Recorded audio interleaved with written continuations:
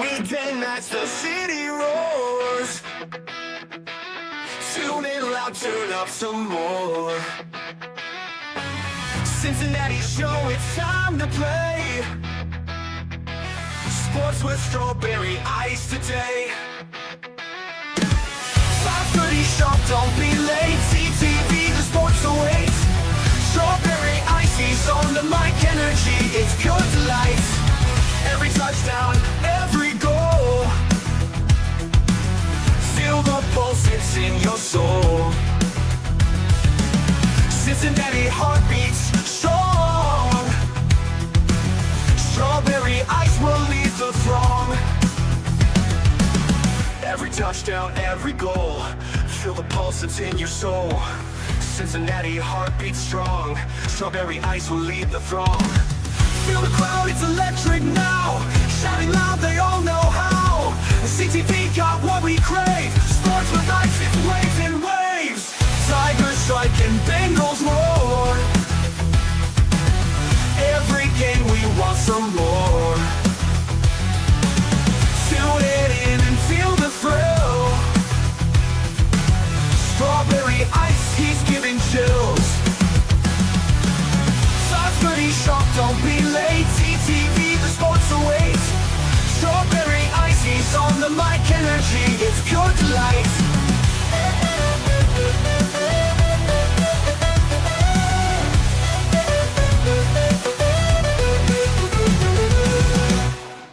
Hey guys, what's going on? Welcome to the show. This is Sports with Strawberry Ice. I'm your host, the Iceman, Jeff Trunapole. And as always, I bring you sports from a West Side point of view right here in the great city of Cincinnati, Ohio. And as always, I'm coming to you live from the Ice Cave. And the Ice Cave is brought to you by Priority Lawn and Landscaping. Here very, very shortly, you're going to need your grass cut. You're going to want your leaves cleaned out of your flower beds.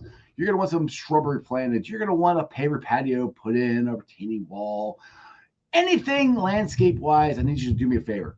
Think Priority Lawn and Landscaping.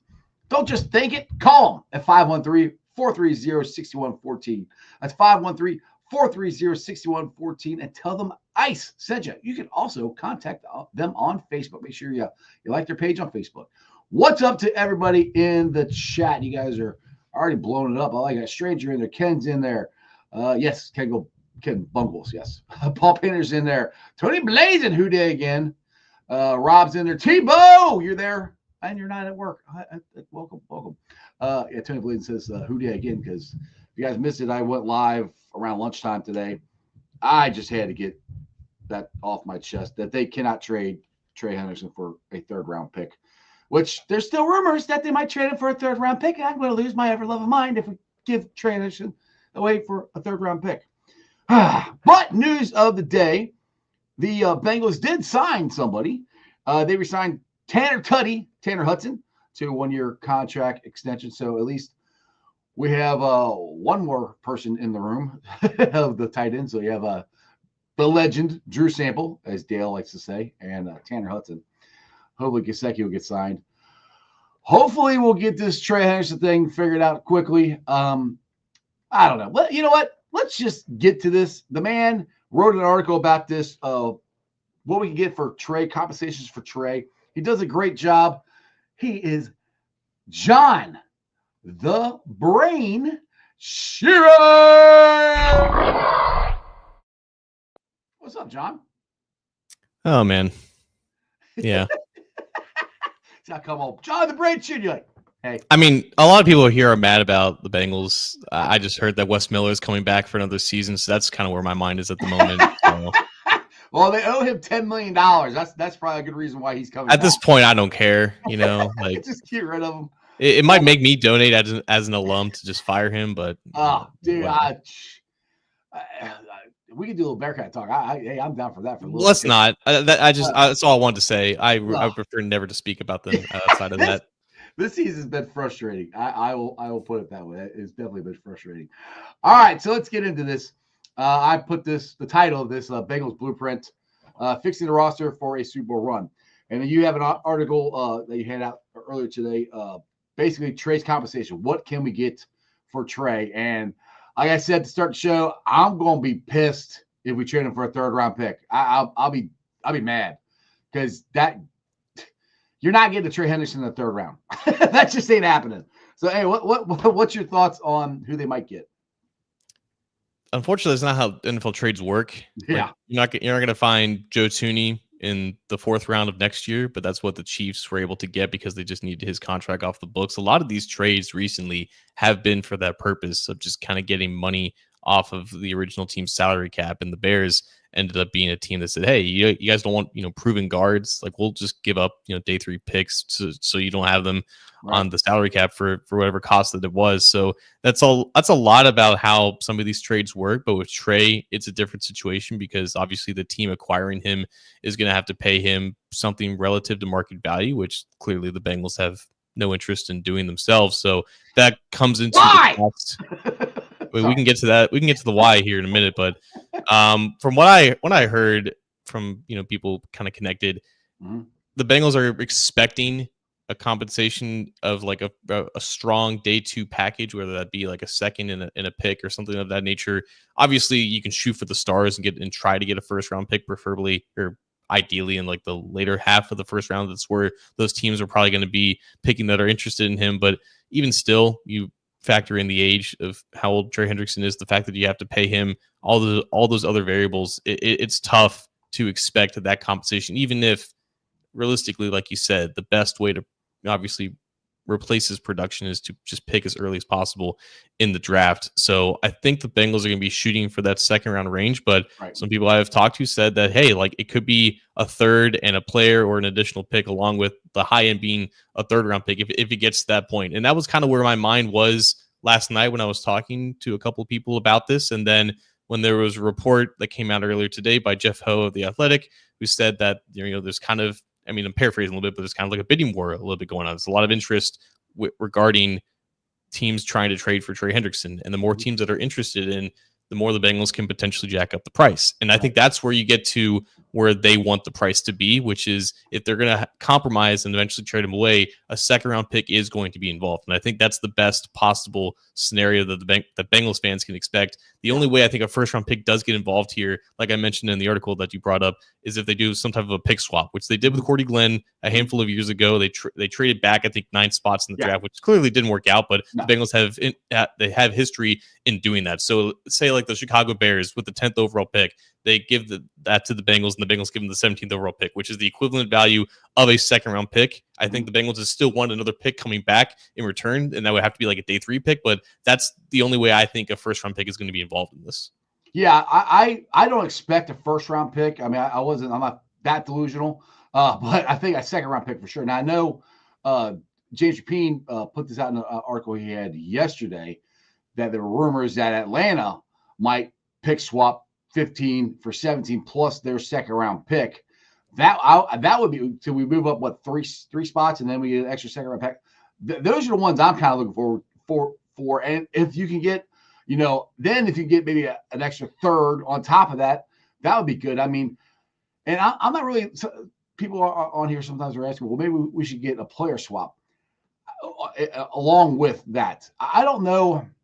I personally almost would rather have another draft pick just because the player they get might be older and it might be less productive. It might be on the downhill of their career. If you get another 2nd or 3rd round pick, I'd rather go that route because you have, especially with the way this defense talent is, and defensive line talent is in this draft. I agree. I think any player swap that you can imagine, it would be for someone who's younger, who has a little bit more of not upside necessarily, because they're probably not going to be good as Trey is right now, but it would be someone they believe is kind of on the upswing and would preferably have at least a couple of years of roster control. So it's not like you're just getting a rental out there. I was talking with our Colts writer, Dustin Adams, who's really well connected and does a really good job covering the Colts. Obviously, the Colts have Louis Anarumo and James Betcher, so connections there. Colts are kind of in win now mode. So he was talking about potentially a day 2 pick and then Kwity Paye, who was a edge rusher out of Michigan a handful of years ago. He's in the last year of his rookie contract. That is the type of player swap type of transaction that I could see here, because obviously, I mean, you're not. Let's just end this right here. You're not going to see Anthony Davis for Luka Doncic here. Like, it's not going to be. No. There's no Miles Garrett for Trey Hendrickson deal. That'd be great. There's no Trey Hendrickson for Michael Parsons. Anything like that. So that just doesn't really happen in the NFL. Unfortunately for the Bengals, you're dealing with a player who wants to be traded away, and that's the reality that the Bengals have to accept, and that's what every NFL team knows. Like, you have a player who's unhappy with this current situation, and the price has to reflect that. Yeah, well, speaking of NBA, the Dallas Mavericks are dumb for making that trade in the first place. That's going to go down in history as one of the dumbest trades ever. I mean, they traded for a often injured Anthony Davis. I mean, anyway, we're not talking NBA here, but that one I still can't get over that they traded for him. But what you're saying with the player coming back for the Colts, that's more of a guy that I would rather have, a younger player, and well, he comes here and blows up and he's on a 1-year deal. The Bengals won't sign him anyway. So just kidding. Maybe he will. I don't know. I'm just saying. But it's good news that lots of teams are interested, which is not shocking. I mean, he's the NFL sack leader.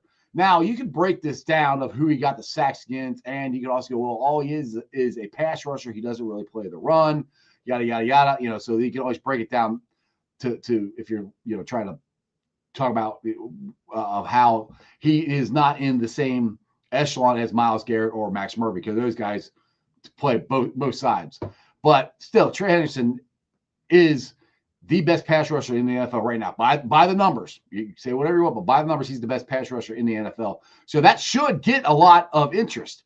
Now, that being said, let's go this way to fix this roster with the Bengals defense, because I've said this, that I didn't think the Bengals were too far away if you kept Trey, and then you could get another edge and a couple edges and an interior line there. You could have a decent, adequate defense, get back to where we were when we had a Super Bowl run, which I think we were like ranked 16th. Now, for some reason, for me, when we lose Trey Henderson, it seems so much bigger.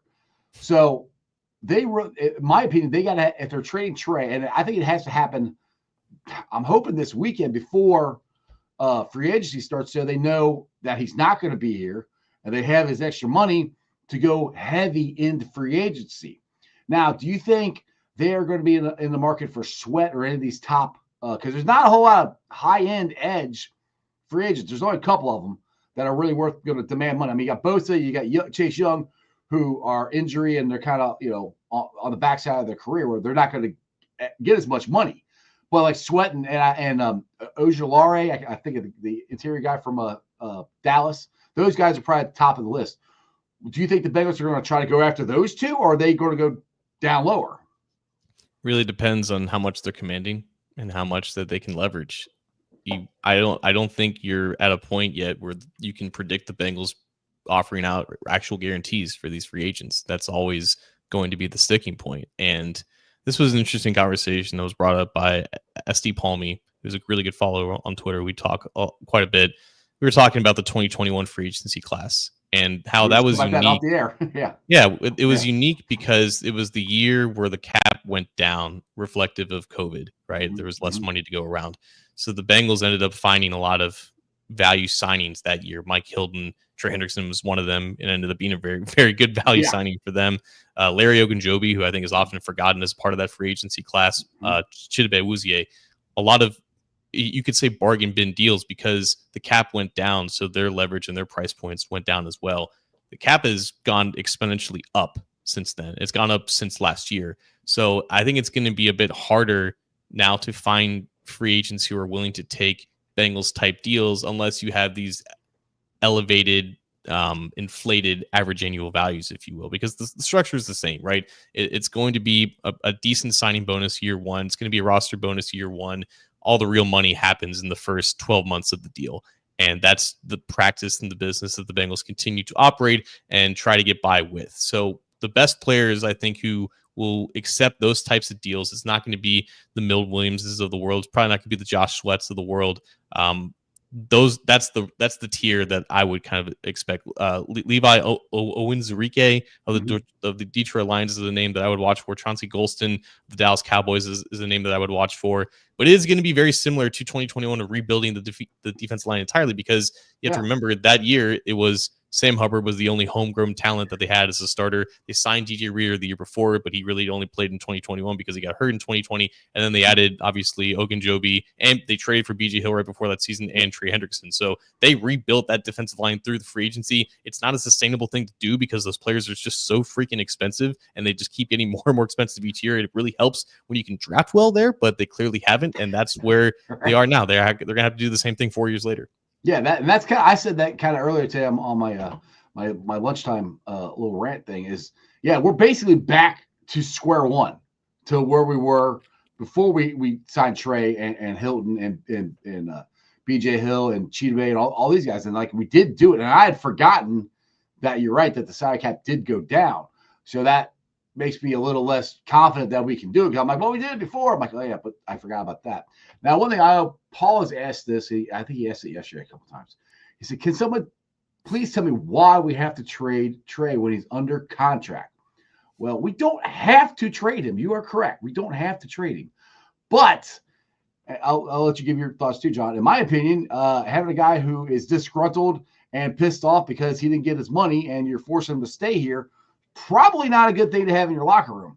Just my thoughts. What do you think, John? Yeah, I would venture to say that Paul knew or is familiar with the NFL before player empowerment, when these guys had a lot more leverage in these types of things.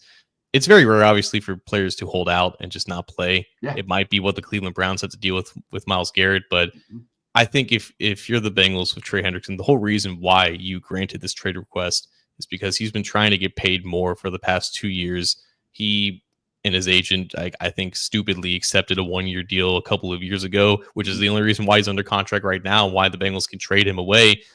Henderson has done everything right for this team. He's played through injury. He's battled. He's done everything right with the media. He's not made a mess. He's only said great things about the Bengals in public spaces. He said that I would rather, if the Bengals don't want to pay me, I want them to trade me so they can win the Super Bowl with the draft picks that they get in return. That's not common. And I think the Bengals recognize that. And this is, instead of not communicating at all with him, which has been a problem with their best players in the past, I think this was at least a positive step in terms of communicating with him and saying, hey, let's meet. Let's just discuss where we are, which is clearly, again, it's a chasm between where Trey wants to get paid and what the Bengals are willing to pay him. And there was recognition that, this is probably the best move for both sides here. So they can force him to be on the team and be miserable and everything like that. But like you said, that's only going to lead to bad things. It's going to lead to resentment throughout the locker room. People are going to see Trey on the team just completely miserable. He's the best player on the defensive side of the ball. What message does that send to other players who want to get paid and want to do everything right by this organization, and they're just treated like crap? Exactly. I mean, that's he's like, I gotta read this. Paul says, "Damn, John, you called me a silverhead." Well, you're holding a baby. I can imagine you're a grandfather or something like that. Come on. Hey, I got I'm not grandpa yet. I'm close. Maybe a couple years here. But yeah, that's the thing. I mean, I said that on my live show earlier that they could do that, but it's not what you want to do in 2025 in the NFL. You don't want to be the Bengals. The thing that is ticking me off is all the goodwill that the Bengals have built over the last 4 or 5 years since they've gotten Joe Burrow is kind of going out the window right now with them not willing to pay Trey Hendrickson. And that's the thing too, is if they were close, they wouldn't have granted Trey a trade permission. So I don't know how far they're off, but it's pretty daggone far, because I don't know if the Bengals have ever granted a player to go look for a trade. They traded guys. Yeah, I think it's the first time they've ever done that. I mean, I'm trying to think, maybe it was Carlos Dunlap. I don't remember the specifics of how that went down, but it was obviously very messy. Yeah. So it's obviously different, but no, it was pretty unprecedented, I think, when that news broke. And I think that's why initially it was like, maybe this is the Matthew Stafford situation where he just gauges his market and then they can come back to the table and discuss after everything.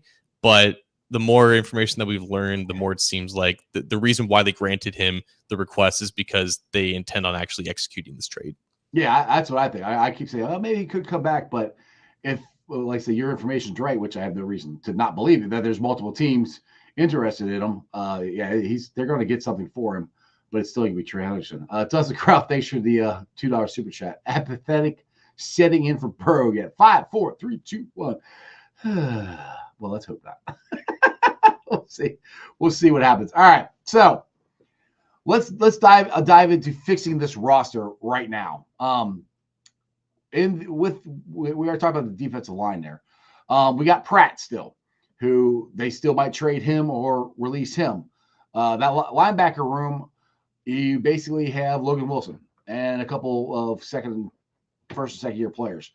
Where are we at on that? Do you think is there linebackers out there that they might sign as free agents? I would assume so. Is Pratt? Have you heard anything about Pratt getting traded? Is there anybody interested in Pratt? I mean, we might get I think we're lucky if we get a third round for Pratt. To be honest, this is no shade. I'm just saying that's where I think where his market is at.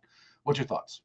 Yeah, I mean, he's kind of been forgotten because he was the first one to request a trade, and Right. I don't know if that request has officially been granted, but I kind of group Pratt in with the traditional way that Bengals move on from players, which it's been different this year because of how quickly they released Sheldon Rankins.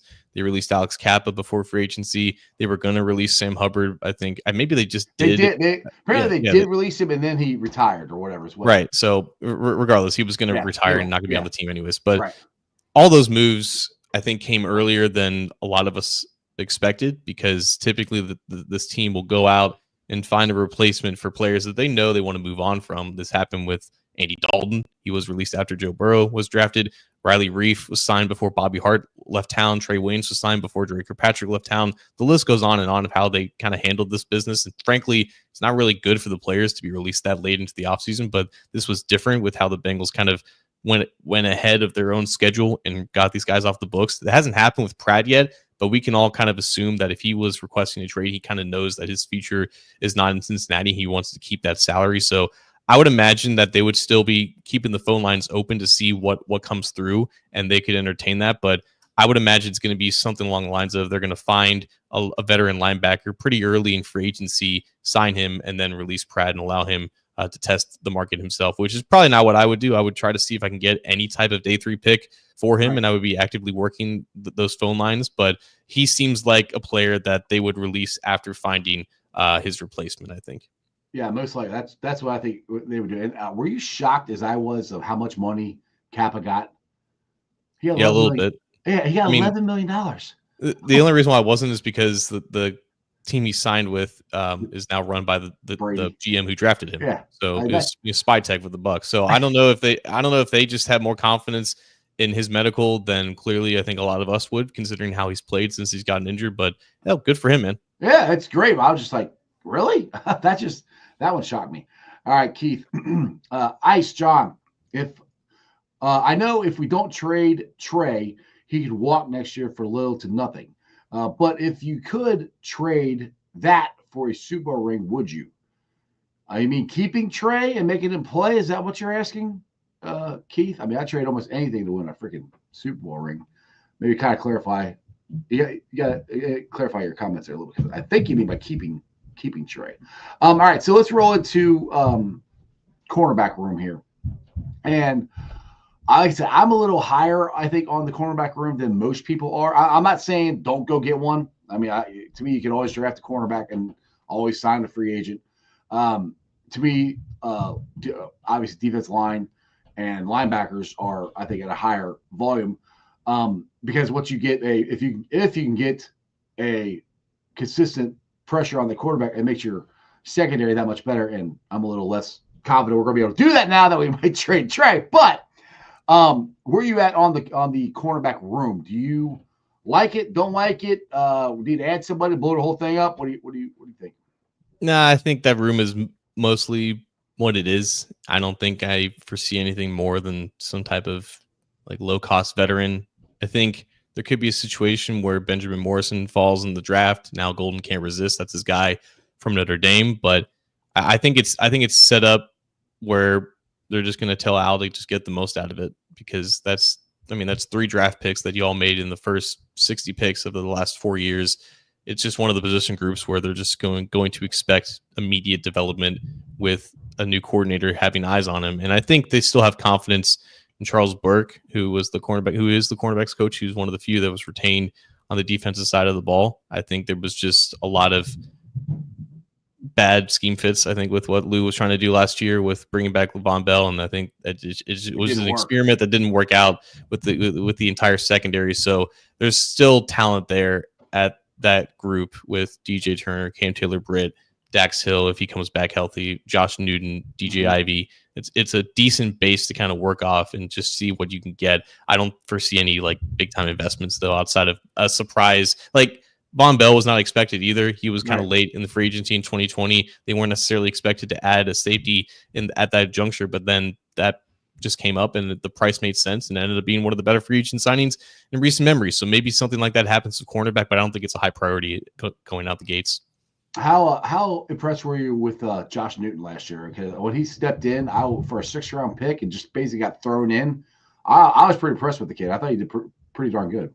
Yeah, I wasn't tremendously high on him coming out of the draft. You learn a little bit more about him, and it's natural, right? Like you start to learn more about who these players are as people and how committed they are. And it seemed pretty clear in the offseason that he was a real gamer, and I think he really took everything seriously. He's kind of the opposite of Jermaine Burton, if you will. So naturally, coaches were going to give him an opportunity when it presented himself. And I still think that his main home is going to be inside. I don't think he's the athlete to really last on the boundary, and I think that will show in due time. But I think relative to my expectations, he exceeded them. So who do you think, if they don't sign Mike Hilton, which it doesn't sign if they're going to, who moves inside? Is Fig the guy that you think moves inside, or is Turner or somebody like that? I would try Newton inside first, just because, I mean, this time last year when it was announced that Dax Hill was going to move to cornerback, I thought his final home would be in the slot because that's where he played in Michigan. And he surprised me with how well he was ascending on the outside at cornerback before he got hurt. And I think the Bengals saw that too. So they know, I think, that he has history of playing inside, but I think they were pleased with how he was developing on the outside and how he won that battle.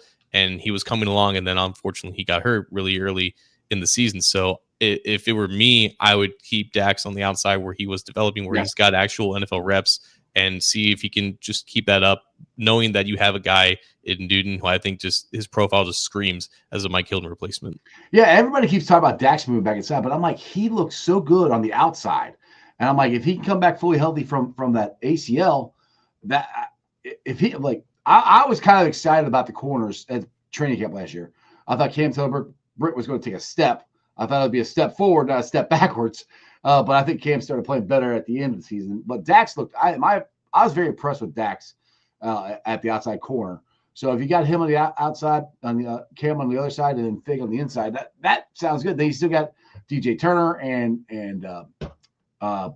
who else they got? Ivy. So they got a lot of a good young talent there. That's where like I said, that's not a room that I'm like, oh my God, we got to fix it. The linebackers and the defense line are way more. We don't have anybody in those rooms. On the defense line, we got 2 rookies. Yeah, that's about it on our defensive line. So going back to the defensive line here and the draft, with this being such a defensive line heavy draft, to me, with them potentially trading Trey Hendrickson, this kind of changes, I think, the way they would head into the draft, even if they do sign some free agents. Now, if they sign big name free agents, it could go back to the way it was before. But right now, I think it's going heavy defense line. I want to say first 3 rounds now. What do you think? Do you think they changed their philosophy in the draft if they trade Trey Hendrickson? I don't know if things have changed dramatically, because I think the most likely disaster possibility was them trading Trey Hendrickson, despite the messaging both internally, privately, publicly, that they would like to get something done. I think they were always going to be focused on still building that room through the draft. It was very evident with the guys that they met with at the combine, like 5 first-round picks along the edge. I think they met with there, and obviously they meet with more of the people than we are privy to know with those reports and everything. But you typically get a good sense of which positions they're targeting early by those reports. So it was pretty clear that they see what this class is, and it's very strong, very top-heavy along the edge, is really deep along the interior of the defensive line. So you look at Myles Murphy, was a first-round pick a couple of years ago. They typically like drafting defensive tackles on day 2.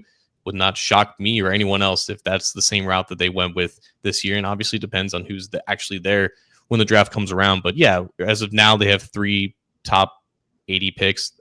At least 2 of them are probably going to be on the defensive line for sure.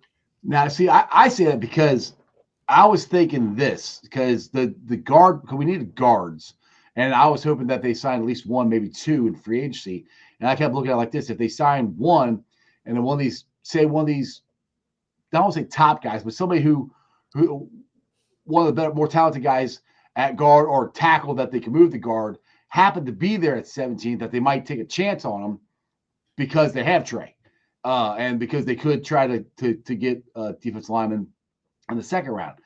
To me, that's where I think that's where my mindset has changed. Where I'm like, you just go sign 2 guards in free agency, and you sign as many defensive guys in free agency you can, and then you go defense in this draft. That's just my mindset. My mindset and the Bengals mindset can be 2 totally different things. Yeah, I think it really depends on how these markets kind of develop in free agency. I think right now you're seeing kind of an influx of defensive linemen hit the market with not only Joey Bosa, but Draymond Jones, Jonathan Allen, who was just released today. Yeah. More saturation that you get there, the more likely it is you're going to be able to find multiple guys who can play significant snaps. And it takes a little bit of pressure off of you from forcing the pick in the draft. I don't know if that's going to be the case at guard. I think for the most part, it's a pretty underwhelming free agency class at that position, which it could lead to a buyer's market, but it could lead to prices being inflated just because there's not a lot of quality names out there. I think the fact that they released Kappa so quickly, knowing that Cordell Volson's probably not in the long-term plans either, I think they have the mindset of going after a guard very early in free agency too. We could see deals of a quick rate like we've seen in the past couple of years just because they don't really have a choice to kind of wait things out. But you're right. Like the smart decision is probably to sign a guard and draft a guard, but obviously now with the trade news and knowing that he's probably not going to be here, it changes everything, man. Yeah. It's why not paying these guys, even if you get some form of compensation back, the replacement cost it's not only just for that position, but it's for everything else. And it changes the ripple effect is much larger than I think people realize. Yeah. And I wish the Bengals would realize it. That's the thing. It's like this whole thing that happened yesterday with Trey requesting a trade started 2 years ago when they first started not doing so good in the offseason. They could have re-signed T then. They should have re-signed him then. Would have re-signed him then, it would have been cheaper. He would have already been signed. They'd be done. They should have re-signed Jamar last year. It would have been cheaper. It had already been done. All they would have had to do is worry about signing Trey. And this all goes back, because that's just the guys that they signed that they didn't sign on their own team. Not even talking about the free agents that they let leave, and then the ones they brought in didn't work. And then on top of that, our drafts haven't been that good the last 2 years. So it's just piled one on top of the other, to yesterday, where just like it just felt like it went boom, and the Lombardi got farther away. to me, I was just like, and I'm the most optimistic Bengal fan there is, but I'm just like, there is a lot to fix on this defense. And what is frustrating for me as a Bengals fan is I was hoping, by the way Duke and Zach were talking last week at the Combine, that they were changing their mindsets. Like, all right, we screwed up. We should have paid Jamar and T-Trey. We're just going to go pay them. And then we're going to concentrate on the draft. We're going to get better. But that's not what they're doing. It sounds like they're doing the same stupid stuff they've been doing, which drives me nuts. And that's where I'm just kind of like, if we all can see it, why can't they, John? What do they think they're accomplishing by trying to win? It seems like they want to win contracts more than they want to win a Lombardi. I just don't get it. It's just frustrating.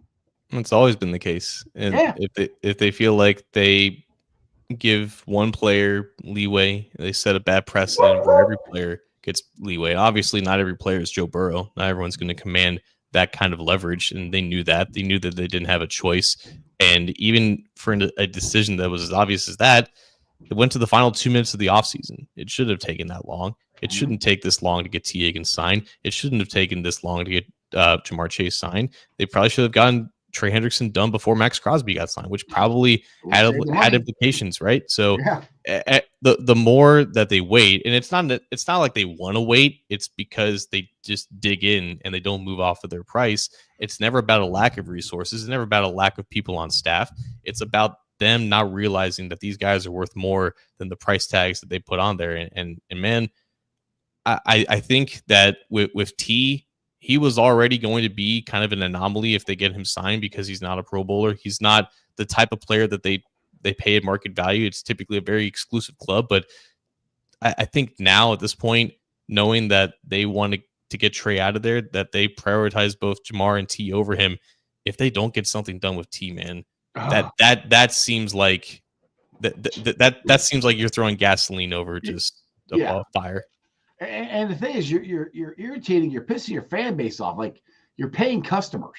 You know, it's just like, we're invested in this as much as anybody, and it's kind of like, aren't you? I mean, do like, I understand your bottom line of how much money you spend, but if you win and you have a brand that is nationally known, you get more money. More money will come in your way. They'll get more things will open up for the Bengals. I mean, I look at it this way. When I was a kid, the New England Patriots were a garbage organization. They were garbage. They went to one Super Bowl and got their ass kicked by the 1985 Chicago Bears. Kraft bought it and changed it. Changed everything about it. And it changed the way they thought, changed the way, you know, their mindset of before, I guess, not trying to win or whatever their mindset was for, to winning championships. And what they did, they went and won the most Super Bowls out of any franchise.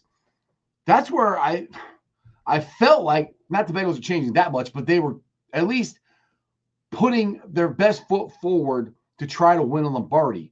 And I've been kind of fighting this last 2 years. Like, no, they just screwed up. They got to have a better plan.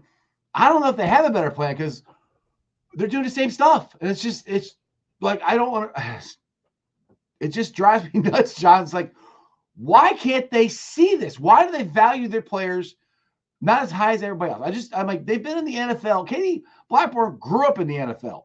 I mean, she's done contract negotiations before. You could see what the other teams are doing. Why don't you pay attention? Are they in just such a big shell? They're like, oh, it's just the Bengals. This is the way we do stuff. We're not going to change. Like, I don't get it. I'm extremely frustrated, if you can tell. I mean, that family is, I mean, the apple doesn't fall far from the tree, as I say. And I think when you're dealing with a bunch of Ivy League lawyers, I think precedent becomes the most important word with them. If they do something once, then they fear that they're going to have to do it again. Right. And then other players can command the same contracts, even if 30-something other teams, like maybe the Steelers are still like this, right? Like TJ Watt is one of the only people that has ever ever forced them to make concessions with the way that they do deals. But if they're scared of just giving concessions about guaranteed money beyond just the first year, right? Yeah. But like you said, the teams that aren't necessarily worried about making money end up making the most money with how successful that they are. So it's a backwards way of thinking, but it's still a bunch of lawyers who are scared of precedent. Yeah, and it's just, but I mean, they're smart people. I'm like, look at what happened. I mean, go look what happened in 21 and 22 when you went to the Super Bowl, went to the AFC Championship game. You actually became a respected franchise. Trust me, I know, for being a Bengals fan, wearing Bengals stuff, it was different. Thanks for $2 super or $1.99 super chat. KP from KC. He's like, asking for filet mignon and they're giving you spam. That's kind of what it feels like right now. And look, if they go out and they sign, you know, they trade Trey, we get a second round, a third round, and another player. It still sucked, but I'd feel better about it. And then they go out and spend a whole bunch of money on free agency, and they sign T this weekend. That'd be awesome. And that's the other thing, John. This was more of my conversation going into this weekend. This weekend is we got to at least get T signed before free agency starts, so you know how much money. I mean, I know you got the tag, but if you're going to actually extend him, you got to know what the salary cap is and all that. You don't have to, but it helps. So you know exactly how much money you got to spend. That was more of the focus I was leaning toward. I don't even know if they're going to get T signed before this weekend. I mean, they're going to try to go to free agency, and you got Jamar, who's going to be the highest paid non-quarterback, T, who's going to be up there, and you don't exactly know what their numbers are going to be. Is not a good way to start free agency. I think this is still a team that likes to operate around deadlines. It's where their biggest decisions are made. And I think there is somewhat of a like firm deadline. It's not soft, it's not hard, it's firm deadline of being that legal tampering period, whether it's right before actual free agency starts on Wednesday or right before the decisions start rolling out Monday. I think that is when they will work towards getting that done and really making that final push if it's not being made right now. Because you're right, if T is in a position where he doesn't feel like this is going anywhere and he requests another trade at the onset of free agency, like, which is what happened last year with another agent, it just clouds everything. And I think if they were to trade away Trey Hendrickson, that does get $60 million off the books. So you're not so concerned about extending T for the sake of cap space because they still have oodles of it. It's not going to impact what they do in free agency. And I think they have a decent idea of how much cap space that they would sacrifice, or how much cap space or how much cash that they would spend if they were to sign both Chase and Higgins. So I think their decisions just are still going to be based around those being inevitable things that happen. But of course, you would want some clarity and assurance that it actually does happen. It's on the books. So you're somewhat optimistic that T might get done before the legal tampering period? I'll say this, man. The messaging and the reporting on all levels indicates that this gets done, which is why if it doesn't, I think it warrants the most craziest crash out of the highest variety from everyone, because it's one thing when the Bengals stick to their guns, they were not going to offer a 30-year-old or 31-year-old a multi-year deal of market value. It's another thing when you include in your messaging, we place the franchise tag on T. Higgins with the intent of signing him to a long-term deal. When you stand up on the podium at the combine and say we still have no indications of trading T. Higgins, like keeping the names mixed up because it's both TH. We have no intention on trading T. Higgins. We have every intent on signing him. When there's internal conversations about how he's handled playing on the tag and handled these past 2 years, and the fact that everything just worked out last year and it's time to reward him. When you prioritize him and group him with Jamar Chase, the fact that they share the same agent and have communicated this entire process, if it doesn't get done now, I don't know. Yeah, that's John. I couldn't have said any more perfectly than that. That's the whole thing. It's like, if it doesn't get done now, it's not going to get done. I mean, it's, and I know they got till July 15th, but don't wait till July 15th. Because let me help you with the numbers here. They have, I think it's $49 million salary cap space right now. Is that correct? About 51. 51. Okay, and then Trey's, if they get him off the book, that's 10.9. I think $4 million to the dead cap, if I'm correct. That sound about right? I think it would be 16, but yeah, I mean, again, like you're talking about margins here. That I mean, you're basically talking about almost $60 million of cap space, money that they can spend. So, I mean, it's not a matter of not, and that's the thing. It's not a matter of not having the money. They have the money, plenty of money to sign all three of them, but that's not going to sign Trey. But they also have the money to sign free agents. And that's to me, that's what can save them a little bit next week, is signing some free agents, signing T, first of all, and then signing some free agents that will at least make the Bengals fan base feel a little better about this defense. Now, you mentioned earlier in the broadcast, you don't think it's going to be the top guys, but it might be some of the lower tier guys, that's what the Bengals hit on before. Now, some of these guys you're talking about, are these guys in the age window that the Bengals like, 26, 27, 28? Yeah.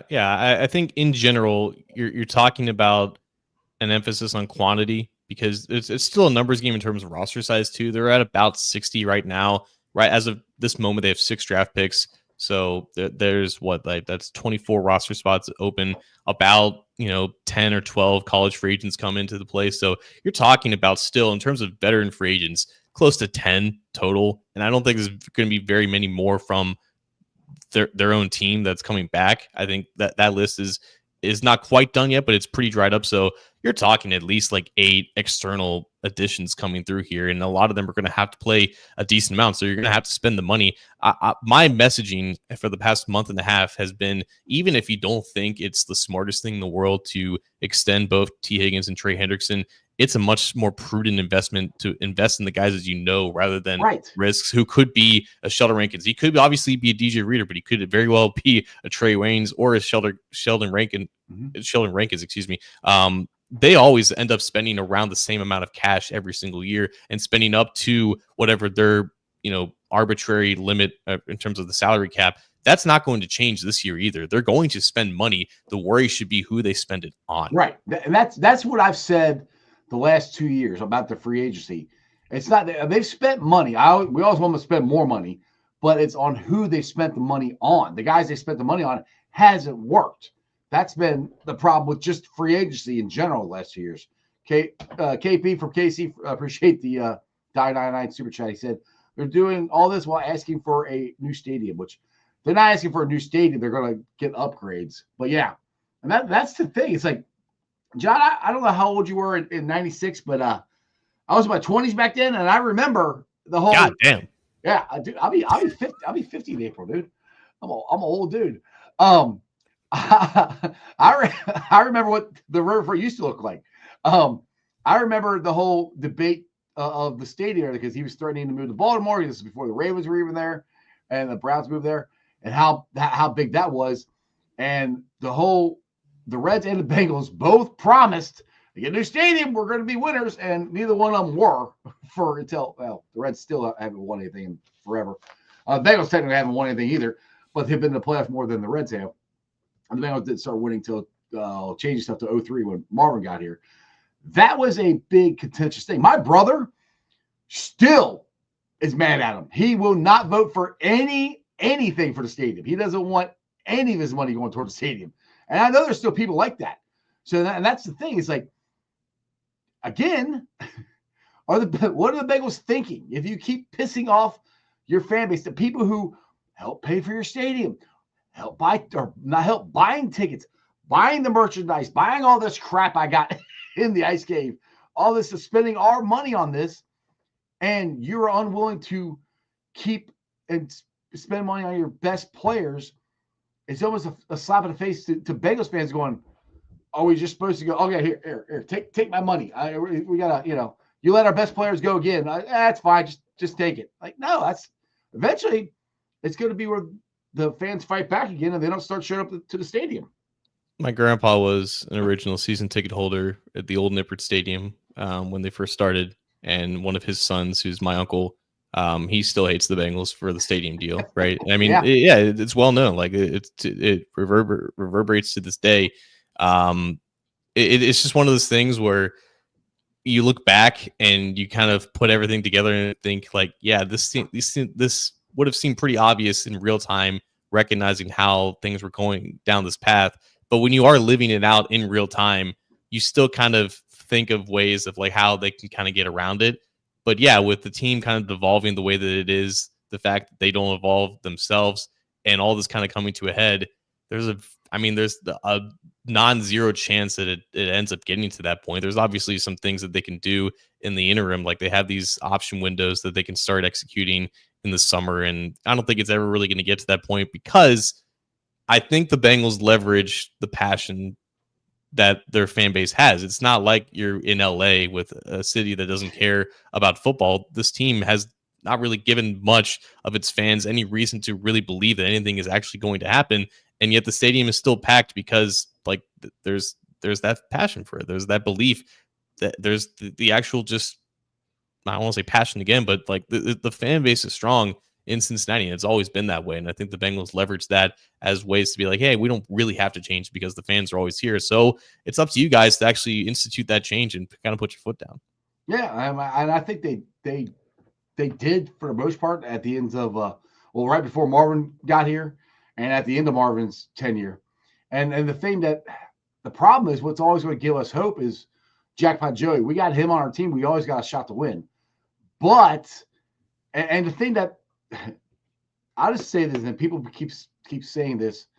I hope it doesn't happen. But Burrow if he gets to the point where he just gets sick of it and he That's feels it. like he can't win and he wants out, you might as well move the team. I mean, if they are that stubborn and they piss him off to where he wants to leave, you might as well move the team because nobody will. I won't forgive them. I mean, and I'm the biggest supporter there is. So are you, John. I mean, we've all been lifelong Bengals fans, but if they get to the point where they irritate Joe Burrow so much that he wants out of here, which I don't think it's to that part yet, but if they keep going down the path they're going, it could be the same thing, and that could really end football here in Cincinnati. I believe people will be that mad at the Blackburns for doing that, for running out. I guess I said this in my earlier broadcast. Joe Burrow and Jamar Chase, in my opinion, are the two best players we've ever had. Ever. Joe Burrow's better than Ken Anderson, Boomer Esiason, Carson Palmer, Andy Dalton, Jeff Blake, all the quarterbacks we've had before that. Jamar Chase is better than Isaac Curtis, Chris Collinsworth, Tim McGee, Tony Brown, Chad Johnson, T.J. Husband. He's better. He is. He's better than all of them. You have two guys that are generational talents that you may never see again in Bengal stripes, and it feels like you're wasting their career. That's something you can't recover from if your fan base believes that you're wasting them. We'll see in time, I guess. But yeah, I think there's a decent amount of people that I know that only still follow the team because of Joe. And I mean, they just they struck gold in just sheer luck, because the only reason why they had both of them is because Joe got hurt because the offensive line was so bad. So no, like they fall into these generational talents every now and then, and this happens to be the best duo that they've ever had. And if they don't end up maximizing it, which again, I don't think fans are necessarily clamoring for a dynasty. I think they just want one.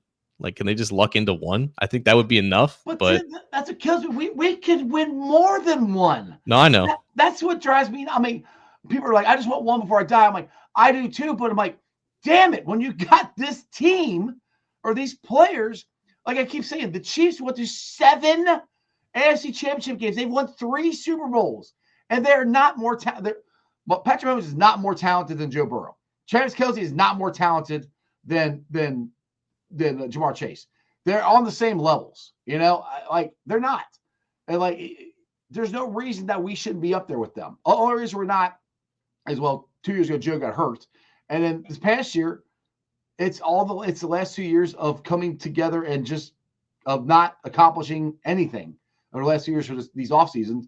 It just came to this where we're missing the playoffs for no reason, and we had the best offense in the league. This is the team that just has to get lucky. It's just the way that they operate. So, I mean, we're talking a lot, and there's still many things to go, but I think we're just kind of reading the terrain, I guess. But, yeah. We'll see what happens. John, you've been on for 52 minutes. I appreciate it. This has been a therapy session for me. So I appreciate it. Go check out John's article. John, plug some stuff before I let you go, brother. Yeah. Covering free agency next week for A to Z Sports Cincinnati. You can follow all my coverage there and on YouTube at A to Z Sports Cincinnati, along with Orange and Black Insider Bengals podcast with the Godfather, as I think Jeff calls him, Anthony Cosenza. Exactly. You still got to have John the Brain Sheeran. You guys still got to put that. One of these times, I'm going to jump on your show and I'm going to see the Godfather and I'm going to see the Brain. We'll see. John, appreciate it, man. Hey, you have a wonderful Friday, and let's just pray when they do something this weekend. Something happens. We'll see. Something good happens. Appreciate it, Jeff. Thank you. Later. All right, guys. Hope you enjoyed that as much as I did.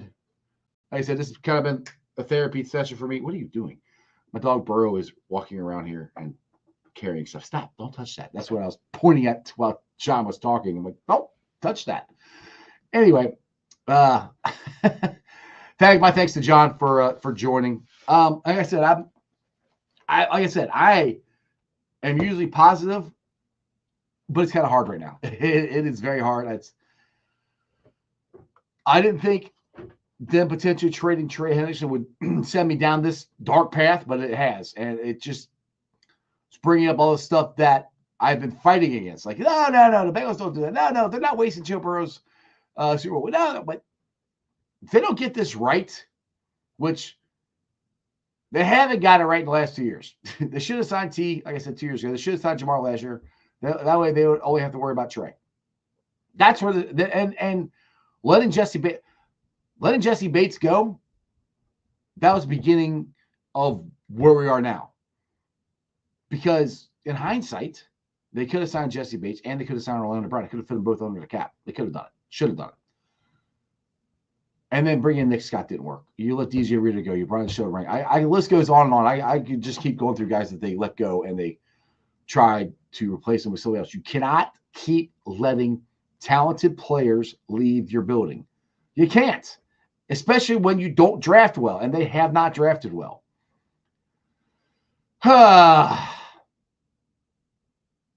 What'd you say there, T-Brookie? Who brought in Trey and free agency? Yeah, the Bengals did. You're right. I mean, hopefully they'll do it again. I hope that's what they're going to have to do. Yep, you're right. They signed DJ. Yep, you're right to all that. That was 3 years ago. They haven't done it since then. So I'm holding out hope that they do that. They need to do that. They need to hit free agency again. But and I didn't even pay attention to this, but like John said earlier, he said that the salary cap went down because of COVID. So the guys couldn't get as much money as they would have, and more teams weren't as active as they are now. So it's going to be harder to hit on those guys. So I'm not saying they can't. I just haven't seen it in the last 2 years. That's the frustrating part of this whole thing. So we all got Who Dey Nation. We got to get there. We just got to pray that they make a good trade, or they come back and Trey signs with the Bengals, and they got to get T signed heading into this free agency, because it's gonna be a wild ride here, people. It's just getting started. Next week, I really do think that they will be one of the first ones to sign people. I do, because they have to, don't they? Right? Don't the Bengals have to be one of the first ones to come out with the first free agent signings, either 2 guards or defensive lineman or something? That they have to, because if they wait, the talent drops, because the talent isn't as deep in free agency on the defense side of the ball or the guard position. So they got to be proactive. Let's hope they do. Anyway, stick with me, guys. I will keep you updated as much as I can. Got 127 people watching the show right now. Appreciate every single one of you guys. Make sure you guys hit the thumbs up. If you haven't subscribed yet, please make sure you subscribe to my channel, Sports with Strawberry Ice. Thanks for watching. I've been live streaming on ZTV, YouTube, Facebook, Twitch. You can follow me on all those, along with Instagram, Threads, and TikTok. Tomorrow, I will be doing a podcast, just to give you guys a heads up. I will be at I get the name of it right here. Where is Esther at? She can tell me what the name of it is. Hold on a second, I gotta find it. It's Spooky Hollow up there in Hamilton. But Jamar is going to be there. Chase Brown is going to be there. So yeah, yep. Jamar and Chase Brown will be there tomorrow, along with my favorite Red of all time, Chris Sabo, will be there. Spooky Nooks Mall, Champions Mill. I don't know what time it starts. I'm going to be there after I get off work, so it depends on what time I get out of there. So you guys hit the subscription button. Hopefully I'll be interviewing Jamar Chase, Chase Brown. Hopefully. We'll see. Maybe Chris Sabo, Ty Benzinger. So make sure, like I said, make sure you guys hit the subscription button. So when I go live tomorrow, and I'd love to tell you what time, but I don't know. That's happening tomorrow. So keep an eye out for that. But shout out to my sponsors, and they are as followed. Priority Lawn and Landscaping. If you guys want to get your grass cut, landscaping done, flower beds cleaned out, shrubbery planted, retaining wall put in, think Priority Lawn and Landscaping. Give them a call at 513-430-6114. That's 513-430-6114. Tell them ICE sent you. You can also follow them on Facebook. And if you guys are in the market for rental properties, a house, a condo, apartments, anything like that, or you just got a rental property you don't want to manage anymore, give give T Properties a shout. You can check them out at www.tpropertiesllc.com for all your rental property management needs and your rental needs. And the West Side peeps, you guys want to go have a drink on this Friday night? Go check out Hail Mary's, your ticket to the game right there in the heart of Cheviot, big ass TV screen, beer specials, food trucks, free parking. It's an awesome, awesome place. Once again, it's Hail Mary's, your ticket to the game. And if you guys are looking for windows and doors, I highly recommend Meyer Windows and Doors. I got them in my house. I, again, recommend you giving yours. They're energy efficient, easy cleaning, great looking windows. Check them out there at www.meyercincinnati.com for all your window and door needs. Now, guys, I will be doing a couple live shows. I mentioned the one I got tomorrow, but the one after that will be Reds opening day. I'll be down at the Moorline Lager House. We'll be doing a show down there outside Moorline Lager House. Me and the boys will be there. Joe Farsing, Harrison, the comedian, and Neil will all be out there. Billy DeVoe probably joining us. So we'll be out there live. And then keep an eye, again, why you should subscribe. I will be at the Cincinnati Reds Community Fund opening night party inside the Moorline Lager House. Be doing some interviews there. Sounds like I could be interviewing the mayor, could be interviewing some former Reds, Marty Brenneman, the guy who runs it, Randy Freakin, is going to be there. So that's another thing that's going to be happening. That'll happen the night before opening day. So I'll have back-to-back ones there. And then, of course, we got the draft party at MOT's. Tyson Anderson will be joining me. We're having a great show. The boys will be there. Joe, Harrison, Neil. Have a great time. See what the heck the Bengals do at 17. And then the next day, you guys, get your tickets if you haven't got them yet. $30 per ticket at the Project Game Day Foaling event. Midwest Best will be catering. It's April 25th, 6 p.m. to 11. If you guys want to reserve your tickets, you can Venmo them at Project Game Day and PayPal projectgameday@gmail.com. I'm trying to see if I can get Tyson to show up to that too. So we'll see what happens. But Tyson's for sure coming to the draft party at MLT's, and hopefully I'll get him to show up there at the full event. All right, guys, you guys have a wonderful Friday night. Like I said, if I got a live show tomorrow. Don't know what time. Make sure you subscribe, and I'll go live if the Bengals trade Trey or they sign T or anything else happens. Other than that, throw it up. It's still Who Day for life. Even though what I said today that I'm depressed and stressed out and irritated with the Bengals, it's still Who Day for life all day, every day. And that's just sports, baby. See ya! Weekday nights, the city roars. Tune in loud, turn up some more. Cincinnati show, it's time to play. Sports with strawberry ice today. 5:30 sharp, don't be late. CTV, the sports awaits. Strawberry ice, he's on the mic, energy, it's pure delight. Every touchdown, every goal. Feel the pulse, it's in your soul. Cincinnati heartbeats strong. Strawberry ice will lead the throng. Every touchdown, every goal. Feel the pulse, it's in your soul. Cincinnati heartbeats strong. Strawberry ice will lead the throng. Feel the crowd, it's electric now. Shouting loud, they all know how. CTV got what we crave. Sports with ice, it's waves and waves. Tigers strike and Bengals roar. Every game we want some more.